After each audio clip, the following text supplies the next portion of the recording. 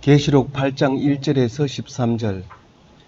일곱째 인을 떼실 때에 하늘이 반 시간쯤 고요하더니, 우리가 살아가면서 난리가 나면 이렇게 이야기들이 굉장히 많아집니다. 내가 겪었던 이야기, 또 네가 겪었던 이야기도 들어야 되고, 또 어떤 사람의 소문까지도 들어야 되는 아주 복잡한 시끄럽고 정신이 없고 그런 시간이 오게 됩니다. 그러나 전쟁이 없으면 좋겠지만 전쟁은 반드시 있게 되어 있는데, 오늘 그 말씀이 오늘 계시록에 나와 있습니다. 우리는 계시록을 읽을 때마다 현실에 맞지 않는 단어들, 현실에 맞지 않는 숫자들, 또 그리고 앞뒤가 맞지 않는 그림들, 이런 거를 그리려고 하면 피곤하고 힘들고, 또 각각 다르게 읽혀지는 것 때문에 이렇게 나눔하기가 쉽지 않은 이게 그 요한 계시록입니다. 어떻게 꿈 얘기를 가지고 우리가 공동으로 이야기를 할 수 있겠습니까마는, 그러나 적어도 기독교인은 하나님에 대한 이야기를 꿈에서도 하고 있기 때문에 그 꿈 속에서 일어나는 모든 것이 하나님과 연결되어져야 되고, 연결되어지는 것이 은혜가 되어져야 되고, 우리에게 삶에 적용이 되어져야 됩니다. 오늘 계속 묵상해 오던 분들도 일곱째 인을 떼실 때에 이렇게 읽으면 여러 장 지나가지고 오늘 왔기 때문에 일곱째 인이 뭔가 이렇게 이제 읽혀집니다. 계속 읽었던 사람도 그런데 처음부터 읽지 않고 이제 갑자기 8장 1절부터 읽은 사람은 일곱째 인이 뭔가 이런 생각이 들 겁니다. 이거 일곱째 인은 요한이 이제 맨 처음 꾼 환상이 일곱 교회에게 편지하라. 그래서 일곱 교회에 편지하는 이야기들인데, 그 일곱 교회마다 전부 다 내 속에 들어있는 성질이고 못된 사탄 마귀의 활동이고, 또 하나님께서 보고 계시는 나쁜 일들도 있고, 또 칭찬받을 일들도 있었던 것이죠. 그리고 일곱째 인이라는 말이 나오고, 그 다음에 이제 앞으로 나오게 될 이제 일곱째 일곱 개의 이제 나팔 소리가 나오고, 그 다음에 일곱 접시가 나오고, 이렇게 해서 크게는 일곱 교회, 일곱 봉인, 일곱 나팔, 일곱 접시, 이렇게 이제 네 개의 일곱 개가 이 요한 계시록의 전체의 뼈대를 이루고 있습니다. 그래서 일곱 개 교회는 지나갔고, 그 다음에 일곱 개 인을 떼는데 이제 일곱 번째 뗀 겁니다. 이제 앞으로 일곱 나팔을 불게 되고, 그 끝에 가서 일곱 접시를 받게 되면 그러면 이제 이 요한계시록이 끝나게 되는데, 그 꿈을 꾸는 두 번째 일곱 중에서 일곱 번째 왔습니다.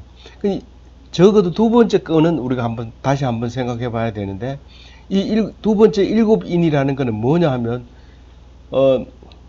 첫 번째 장에서, 그러니까 지금 8장을 읽고 있잖아요. 7장, 6장에서 첫 번째에서부터 여섯 번째 인을 떼고 7장을 지나고 8장 이제 와가지고 일곱째 인을 이제 처음 떼고 있습니다. 우리가 수학이나 과학을 공부할 때 일목요연하게 해놓았을 때 우리가 읽혀지기 쉽지만, 이 요한계시록은 긴 한 인을 하나 떼니까 긴 것도 있고, 어떤 거는 금방 떼가지고 바로 다음으로 넘어가는 경우도 있고, 이렇기 때문에 그거를 학교 수업에 익숙한 사람, 또 질문도 네 가지 중에서 한 개 선택해라, 이거에 익숙한 우리들에게 참 읽기 힘든 말일 수 있습니다. 어쨌든 일곱째 인은 굉장히 멀리 떨어져 가지고 오늘 떼고 있는데, 일곱째 인이라는 것은 사도 요한이 천국에 올라가서 첫 번째 본 것이 가운데 보좌에 앉은 이가 오른손에 들고 있는 두루마리를 보게 됩니다. 그 두루마리를 보는데 그 주위에는 24 장로가 보좌에 앉아 있고 그 바깥에는 사방에는 네 마리라고 하면 될지 안 될지 몰라요. 지금 생물은 생물인데 뭐 명이라고 해야 되는지 말해야 되는지 그건 모르지만 하여튼 네 생물이 사방에 있고 또 그 바깥에는 많은 천사들이 이제 도와주고 있고 또 그리고 자세히 보니까 제단 밑에 흰옷을 입은 사람들도 보입니다. 그런 게 이제 여섯째 인 뗄 때까지 이제 그 이야기를 합니다. 그런데 일곱째 인은 무슨 말이냐면 그 오른손에 들고 있는 두루마리를 봉인이 7개가 되어 있는데 그걸 누가 뗄 거냐 그런 소리를 듣는 순간 사도 요한은 눈물을 흘립니다. 이걸 뗄 사람이 없다. 그 두루마리라는 것은 말씀을 말하는 거죠. 누가 봐도 말씀을 얘기하고 있는데 그 말씀이라는 것은 결국 하나님입니다. 그런데 그 말씀을 봉인을 뗀다는 것은 그 안에 들어있는 비밀을 다 우리에게 가르쳐주고 공포할 수 있는 사람이 누구냐는 거죠. 그게 바로 울고 있을 때 어린 양이 승리하였다라는 소리를 듣게 됩니다. 일찍 죽은 것 같은 그 어린 양이 승리했다. 그래서 그것을 봉인을 뗄 수 있는 자격이 있다. 그런 얘기를 하게 될 때 그 다음에 정신을 차리고 보게 됩니다. 그러니까 어린 양이 그 두루마리를 받아서 첫 번째 봉인을 뗍니다. 근데 이 봉인이 우리가 생각하는 두루마리 끝에다가 7개 나란하게 붙은 그거 아니고 하나 비밀을 말아 넣고 봉인하고 또 겉에다 말아서 또 봉인하고 또 말아서 봉인하고 이렇게 7개 했는 것 같아요. 왜냐하면 이야기를 하는 거 보니까 꿈 이야기를 하는 거 보니까 그렇게 만드는 것 같아요. 그래서 첫 번째 봉인을 딱 뜯으니까 이제 백마탄 왕자가 아니고 백마탄 사람이 딱 나타났습니다.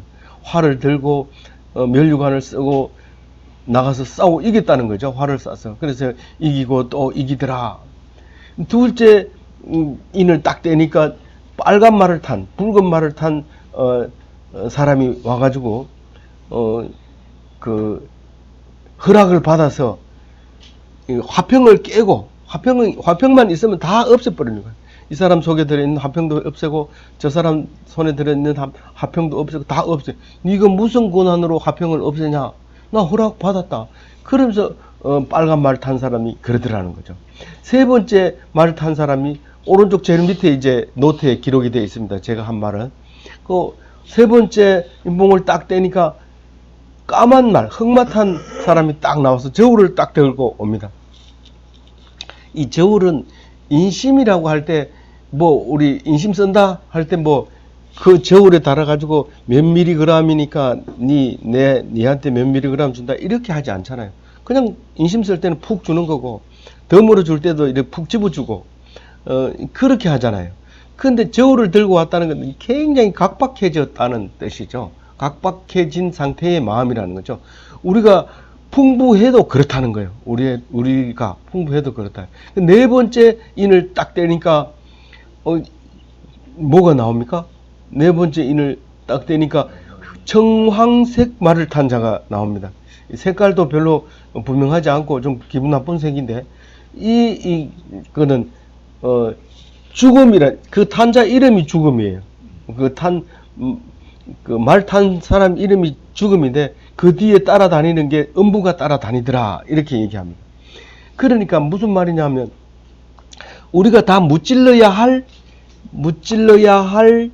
원수들의 얘기가 1번, 2번, 3번, 4번 인봉을 이제 뗄 때 보여주더라는 거예요. 이 성경 속에 그런 말이 다 들어있다 이런 말입니다. 너희들이 이겨야 할 사탄이 4가지가 있는데 그걸 다 이겨야 된다 하는데 마지막 원수는 누굽니까? 사탄은 죽음이란 말이에요. 죽음인데 왜 그게 따라다녀요? 음부가 따라다녀요? 죽고 심판을 받으면 음부에 내려가고 지옥으로 가고 죽었는데 심판을 이기면 다시 살아나는 거예요. 그게 예수님이에요. 그래서 그 죽음이라는 게 다니는데, 죽음은 우리 다시 살면 승리하기 때문에 죽음을 겁내면 안 됩니다. 우리 자신 있다. 다시 살 자신 있다. 그 하나님이 약속했다. 그걸 믿으면 힘있게 용감하게 죽음을 겁안내고 살죠. 근데 그거를 저버리면 그냥 죽으면 심판받으면 니는 믿음이 없었기 때문에 죽었다. 니가 말한 대로, 니가 입에 시인한 대로 되리라 이러면서 니는 죽을 거라고 생각했기 때문에 죽으라. 그래 음부로 보내고, 니는 살 거라고 생각했다고 믿는다고 그러면 니는 살아라. 그리고 다시 살리는 게 예수님의 신앙입니다. 그래서 그건 살리는, 그게 네 번째 이제 인봉을 떼고 청황색 말을 탄 자가 이제 하는 짓이 사망을 다 이기는 건데, 그럼 다섯 번째는 뭐냐 그러면은 제단 아래 흰 옷을 입은 자들이 소리를 지릅니다. 언제까지 우리가 제단 밑에 있어야 됩니까? 라고 얘기할 때 조금만 기다리라. 너희들의 동무들이 이제 수가 다 찰 때까지 잠시만 기다리라. 그렇게 합니다. 동무라는 게 딴 게 아니라 기독교인이 순교할 때까지 기다리라. 그 말입니다. 그게 예수 이름으로 죽었을 때 흰옷을 입고 제단 밑에 있게 되는데, 그 수가 찰 때까지 기다리라. 그게 여섯 번째 인봉을 뗄 때입니다. 그리고 한참 동안 다른 얘기를 많이 하죠. 다른 얘기, 뭔 얘기 했는데요. 그 심판날의 모습을 얘기합니다. 심판날의 모습을 얘기하면서 그 14만 4천 명은 이스라엘 백성 중에서 14만 4천 명을 내가 도장을 찍어서 심판을 이기게 하고, 나머지 온 세상에 흩어져 있는 열방에게서 셀 수 없는 숫자의 사람들을 구원시키겠다. 14만 4천 명은 아무것도 아니에요. 그보다가 셀 수 없는 숫자가 더 중요하죠. 그 많은 사람들, 우리들 말하는 겁니다. 원래 오리지널 말씀을 안 가지고 있던, 겨우 100년 전에 우리가 이 말씀을 받아들였지만, 이 사람들은 4,000년 전에 이미 하나님을 모시고 있던 그 말씀 속에서 예수님이 오셨고, 그 말씀을 우리는 기껏해야 100년 전에 우리가 읽었기 때문에 우리는 열국, 열방, 나라와 방언과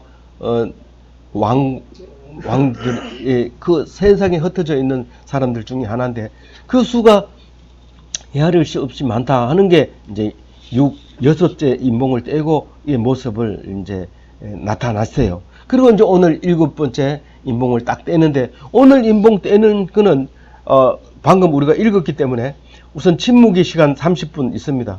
그 다음에 기도하는 모습이 나옵니다.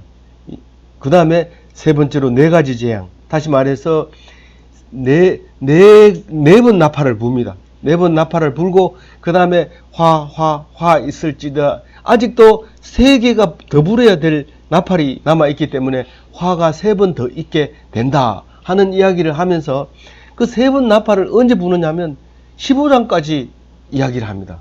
15장 가가지고 일곱 번째 나팔 이야기가 끝납니다. 그러니까 우리는 이걸 읽다가 지금 일곱째 인을 떼실 때, 일곱째 인 들어본 것 같은데 어떤 일곱째 인입니까? 하나님이 우리에게 주신 두루마리의 비밀을 푸는 마지막 열쇠, 그게 일곱째 인입니다. 그래서 이걸 뗄 때 어떤 일이 일어났어요? 반 시간쯤 고요하더라. 하늘이 고요하더라. 하늘이 고요하더라. 이 얘기를 제가 읽으면서 어떤 생각을 했냐면, 우리는 우주에 대한 지식이 많다고 생각합니다. 사실은 공부도 안 해놓고 많다고 생각해요. 그런데 실제로 우주에 가면 어떤 일이 생길까? 소리가 전혀 없다는 거예요. 우리가 소리는 음파를 통해서, 매체를 통해서 귀로 듣는데, 우주 공간에 가면 공기가 없기 때문에 정말 뼈 아프도록 고요하다는 거예요. 전혀 고요하다는 거예요. 그래서 바로 옆에 있어도 항상 그 무전기로 통화를 해야 대화가 된다는 거예요. 그런 생각을 이렇게 잠시 했습니다. 뭐 어쩌면 이게 하늘나라로 올라갔다가 내려온 순간이 반 시간이었는지 그건 알 수 없지만, 다음 이야기를 읽어봄으로써 이것은 기다리는 정적, 다시 말해서 대환란을 대기하는 시간이었다라고 말할 수 있는 겁니다. 이제 앞으로 엄청난 대환란이 시작이 될 텐데 그 앞에 반 시간쯤 시간을 줍니다. 조용한 시간. 떠드는 소리도 안 나고 내가 말해도 안 들리고 그런 정막이 30분 동안 흘렀더라. 이 사도 요한이 많은 것을 봤지만 다 못 쓰고 자기 생각에 꼭 이것을 다른 사람에게 전해야 되겠다 하고 싶은 말, 그거를 기록을 했을 겁니다. 그래서 우리는 완벽하게 알 수 없어요. 사도 요한이 꿈 그런데 내가 무슨 다니엘도 아니고 어떻게 알겠습니까? 그러나 예수님과 같이 능력을 받으면 그게 인을 떼고 그것을 할 수 있습니다. 그 인을 떼고 그 안에 있는 비밀을 말할 수 있습니다. 근데 그것은 무슨 말일까요? 그 순교를 이야기하는 겁니다. 과연 먹을 거 다 먹고 누릴 거 다 누리고 그 인을 뗄 수 있는 건 아닙니다. 이 사도 요한이 이 글을 쓸 때는 아무것도 할 수 없는, 오직 눈 감고 하나님만 생각할 수 있는 그때 그 감옥에서 비로소 이 꿈을 꾸고 계시를 기록할 수 있는 것이지, 우리처럼 아침에 갔다가 저녁 늦게 오고 이 일하고 저 일하고 약속도 미루고 막 늦고 막 이러면서 이것을 묵상할 시간이 없어요. 이런 게 생각이 나오질 않아요. 그렇게 하면 헛소리고 뭐 안 들리고 이게 이해가 안 가고 그런 거죠. 어쨌든 제가 교도소에 가가지고 엄청난 축복에 대해서 말씀을 드렸습니다. 이 요한 계시록은 바로 감옥에서 쓴 거다. 기억해라. 꿈을 아무나 꾸는 게 아니다. 아무도 못할 때 꿀 수 있는 게 계시록이고 환상이고 꿈이다.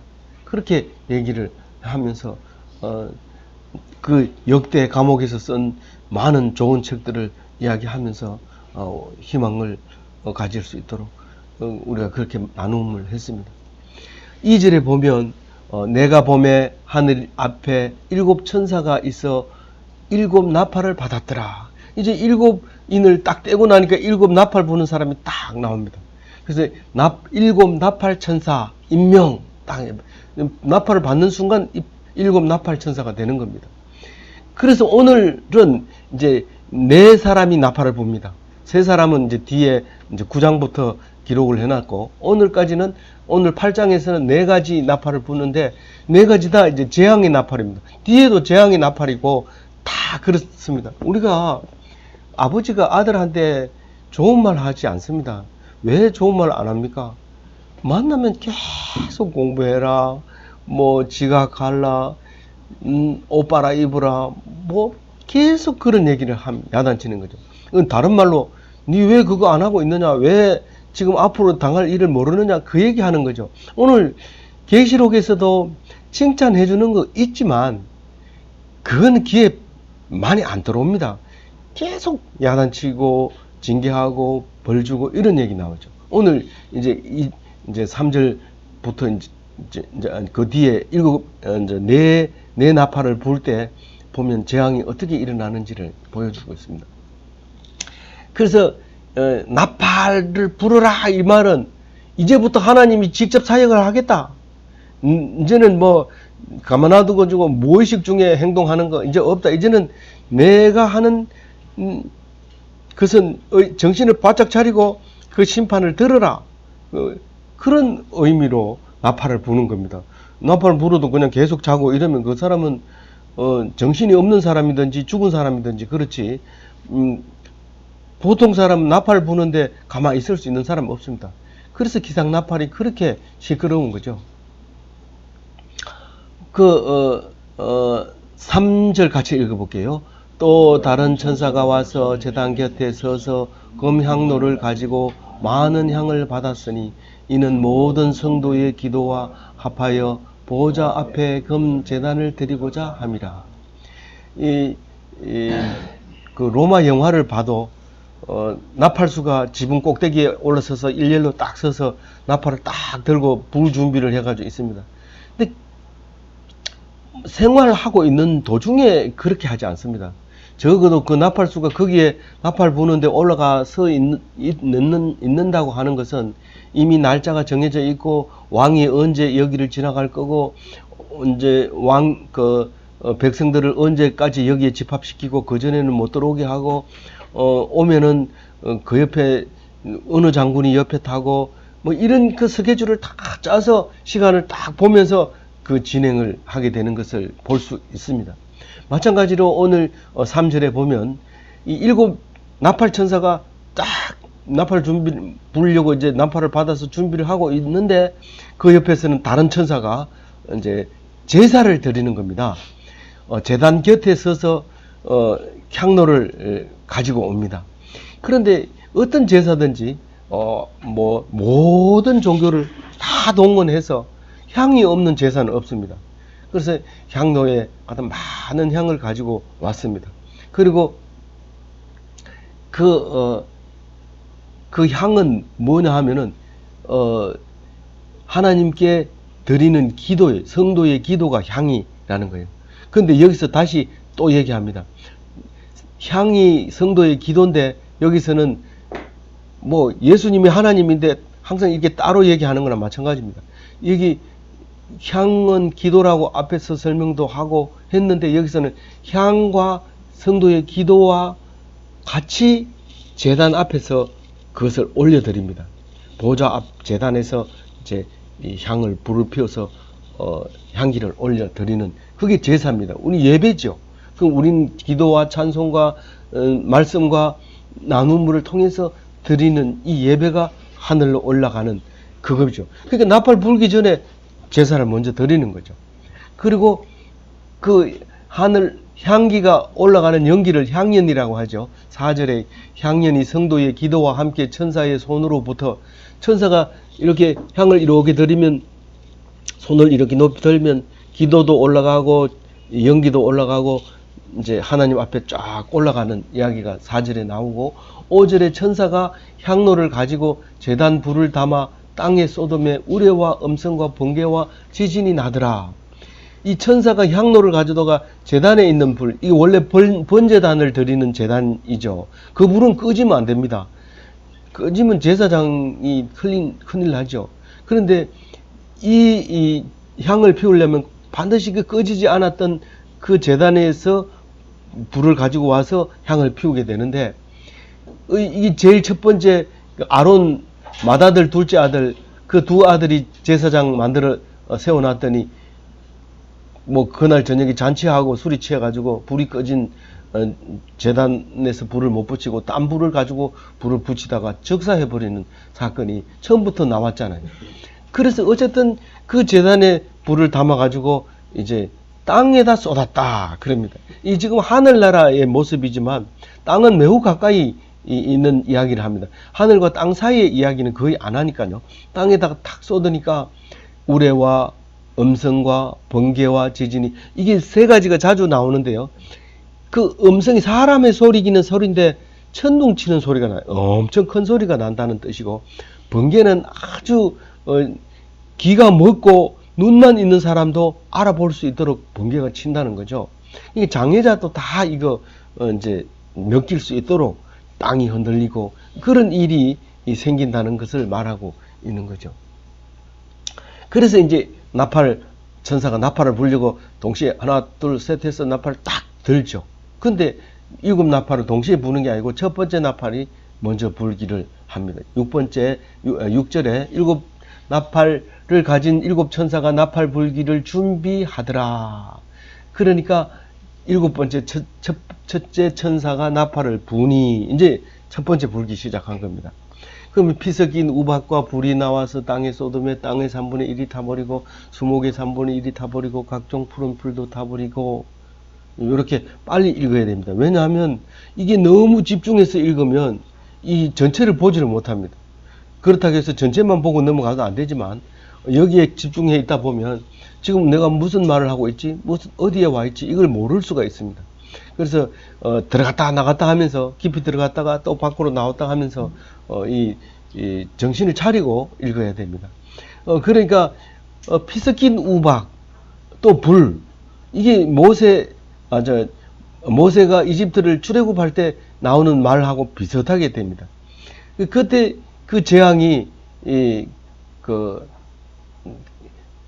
가뭄이 들어서 나일강이 말라서 피빛으로 변하고 생태계가 파괴돼서 개구리가 올라오고 파리떼가 일어나고 뭐 이런 모습들을 첫 번째 천사가 보여주고 있는 거죠. 쉽게 말하면 피가 바다에 물이 피가 되고 우박이 내리고 불이 떨어지고, 그래서 땅도 그렇지만 나무도 그렇고 풀도 그렇고 푸른 풀이 다 타버리고 그렇게 되는데 다 죽이지 못합니다. 다 죽이지 못하고 3분의 1을 죽입니다. 그래서 이걸 이제 쭉 정리를 해보면 환경오염이다, 이렇게 일단은 생각할 수 있어요. 그리고 8절에 보면 두 번째 나팔을 붑니다. 둘째 천사가 나팔을 부니 불붙는 큰 산과 같은 것이 바다에 던져짐에 바다의 3분의 1이 피가 되고 바다 가운데 생명을 가진 피조물들의 3분의 1이 죽고 배들의 3분의 1이 깨지더라. 이 불덩어리가 그냥 바다에 던져집니다. 불덩어리가 바다에 떨어지면 불이 꺼지겠지. 이게 뭐 안 꺼지는 불이 던져졌어요. 그래서 바다가 다 오염되는 거예요. 그래서 피로 다 변해버린 거예요. 고래도 죽고 뭐 다 죽으니까 피가 쫙 퍼지게 되는 모습을 보는 거죠. 어떻게 그렇느냐, 그게 있을 수 있느냐, 이렇게 물으면 안 됩니다. 꿈 얘기를 하려고 하는데 그 사람 이름이 뭐더냐, 본이 어디더냐, 언제부터 거기 살았더냐, 이렇게 물으면 꿈꾼 사람이 얘기를 못해요. 그냥 본 것만 얘기하는 거예요. 그래서 우리는 그냥 이 모습을 그냥 그림으로 그리면 됩니다. 바다 가운데 피조물은 3분의 1이 다 죽었어요. 그리고 배들도 다 깨졌어요. 결국은 바다가 지금 다, 제가 오염이라는 말을 썼지만 재앙입니다. 사실 환경재앙, 해양, 바다 재앙, 이게 이제 두 번째 나팔이 바다 재앙을 말하고 있고, 세 번째 나팔이 우리가 목숨처럼 여기는 물이죠. 물 얘기합니다. 셋째 천사가 나팔을 부니 햇불같이 같이 타는 큰 별이 하늘에서 떨어져 강의 3분의 1과 여러 물샘에 떨어지니 이 별의 이름은 썬쑥이라. 물의 3분의 1이 썬쑥이 되매 그 물이 썬물이 되므로 많은 사람이 죽더라. 그러니까 셋째 번에 떨어진 것도 이제 떨어진 게 아니라 유성이 횃불처럼 막, 그냥 유성은 하늘에서 보면 딱 하고 한 줄을 그어주는데 이거는 막 불덩어리가 벌벌 타면서 떨어지는 거죠. 강에. 강이 막 3분의 1이 그냥 말라버리고 타버리고 물샘이라 했는데 이게 샘의 원천을 얘기한 수원을 갖다가 그 한강 말하면은 낙동강 이러면 태백산 하면 그 물이 땅 밑에서 솟아오른 것처럼 그걸 그냥 말라버리게 하면 물이 전부 말라버리죠. 그렇게 이제 했는데 그게 썬물로 돼버리는 거예요. 그 썬쑥을 갖다가 인진쑥을 갖다가 떨어뜨리니까 다 먹고 죽어버리게 되는. 그래서 다 죽이는 게 아니고 3분의 1을 죽이게 됩니다. 네 번째 천사가 나타나는데 네 번째 천사 읽어봅니다. 시작. 넷째 천사가 나팔을 부니 해 3분의 1과 달 3분의 1과 별들의 3분의 1이 타격을 받아 그 3분의 1이 어두워지니 낮 3분의 1이 비추임이 없고 밤도 그러하더라. 그러니까 네 번째 나팔을 불게 되니까 이 대기를 그냥 오염을 시켜버리는 거죠. 대기에다가 이제 재앙을 주니까 햇빛이 낮은 낮인데 그무리한 게 이게 새벽 5시쯤 되는 거예요. 그러니까 이게 3분의 1이 어두워지니까 새벽 5시쯤 돼. 태양광도 발전을 안 하고 밤에는 3분의 1이 어두워졌으니까 전에는 달빛에 나가서 이야기도 하고 이랬는데 이거는 나가기도 굉장히 어중간하고 무섭기도 하고 그런 별의 3분의 1이 떨어지니까. 별은 뭐 어두워 봐야 잘 모르겠고 별은 조금 어두워지면 안 보이기 때문에 별의 3분의 1이 사라져 버리는 거예요. 그럼 원래는 그 빛이 뭐 역할을 못하고 있는 위치만 알려주는 거니까 별의 3분의 1이 그냥 없어지는 거예요. 그리고 그러니 결국은 낮의 빛이 3분의 1이 없어지고 밤의 빛이 3분의 1이 없어집니다. 우리가 전쟁을 하게 되면 3차 대전 뭐 일어난다 하더라도 우리 인류 많이 죽습니다. 그러나 3분의 1 이상은 안 죽입니다. 우리에게 하나님께서 재앙을 주십니다. 근데 이걸 왜 꿈으로 보여줄까요? 우리가 너희들은 늘 그렇게 화평하게 살 줄 아느냐? 그렇지 않다. 이거는 지금 재앙을 얘기하는 거니까, 자연적인 재앙을 우리가 얘기하니까, 너희들은 이런 재앙을 올 거라는 것을 알아라. 우리에게 그 말을 하고 있죠. 세상에 이런 일이 있나? 이런 말을 하면 안 된다는 거예요. 세상에 그런 일이 있다. 어디에? 계시록에 있다. 어디에? 나팔을 4번째 불 때까지 다 나온다. 여기에 안 나온 게 있으면 한번 얘기해봐라. 다 나온다. 사람이 사람을 죽이는데 이렇게 잔인하게 죽일 수 있습니까? 죽일 수 있다. 그 얘기가 어디 있냐? 계시록에 있다. 우리는 그 속에서 세상의 모든 이치를 알아내야 되는 겁니다. 하나님이 다 보여줬습니다. 사도 요한에게 그 감옥에서 아무 일도 안 하고 오직 천국만 바라봤는데 안 보여줄 리가 있습니까? 다 보여줬는데 못 쓴 거죠. 사람의 능력으로 못 썼습니다. 그러니까 이것조차도 못 씁니다. 사람이 아무나 이렇게 쓸 수 있는 게 아닙니다. 하나님이 능력을 주니까 이렇게 요한계시록을 써서 우리에게 들려주는 거죠. 그래서 이 성경을 요한이 썼다고 얘기 안 하고 하나님이 썼다고 얘기하고 있잖아요. 오늘 13절에 4개밖에 안 부르으니까 아직 3개가 남아있다고 얘기를 합니다. 13절 읽습니다. 내가 또 보고 들으니 공중에 날아가는 독수리가 큰 소리로 이르되 땅에 사는 자들에게 화가 있으리니 이는 새 천사들이 불어야 할 나팔 소리가 남아있음이로다 하더라. 그리고 이제 3개 중에서 1개를 부르면 또 2개가 남아있다고 또 얘기를 합니다. 이 독수리가. 그래서 우리가 이것을 깊이 읽기도 힘든 거고 또 멀리 나와서 또 이것을 읽는다 하더라도 그렇게 쉽게 읽혀지는 것은 아닙니다.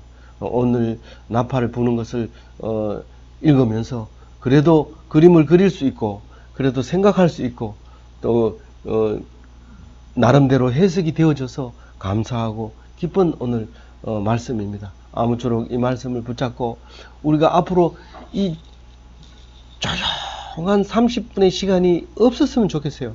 그러나 그 시간 지나면 우리에게는 전쟁과 같은 또 자연재해와 같은 그런 엄청난 3분의 1을 죽일 수밖에 없는 그런 날이 올 거라는 겁니다. 요한이 그걸 보고 말했을 때 우리는 깨어서 정신을 차리고 살아가는 그래서 멋진 기독교인이 되어야 되겠습니다.